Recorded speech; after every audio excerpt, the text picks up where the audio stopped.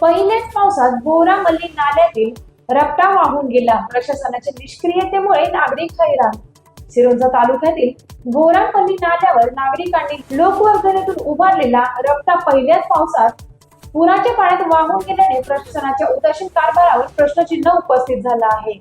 शासनाकडून मूलभूत सुविधा पुरवण्यात आलेल्या दुर्लक्षामुळे गावकऱ्यांना स्वतःच्या खिशातून पैसे गोळा करून हा रपटा बांधावा लागला होता. मात्र तो पहिल्याच पावसात कोसळल्याने नागरिकांचे श्रम आणि पैसा दोन्हीही वाया गेलं. रपटा वाहून गेल्यामुळे बोरामल्लीसह परिसरातील गावांचा संपर्क तुटल्याने शाळकरी विद्यार्थी, रुग्ण, शेतकरी, महिला आणि रोजंदारीला कामाला जाणाऱ्या नागरिकांना जीव धोक्यात घालून ये-जा करावी लागत आहे.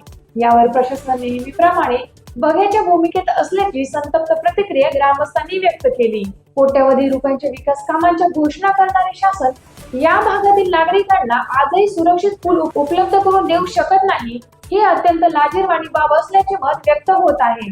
दरवर्षी पावसाळ्यात नागरिकांचे हाल होऊनही कायमस्वरूपी पुलाचे काम मंजूर होत नसल्याने लोकप्रतिनिधी व संबंधित विभागाच्या कार्यक्षमतेवर गंभीर प्रश्नचिन्ह उपस्थित केले जात आहे. ग्रामस्थांनी तात्काळ मजबूत व कायमस्वरूपी पुलाचे बांधकाम करावे व नुकसानग्रस्त भागाची त्वरित पाहणी करावी, तसेच पावसाळ्यात पर्यायी वाहतूक व्यवस्था उपलब्ध करून द्यावी अशी जोरदार मागणी केली जाते.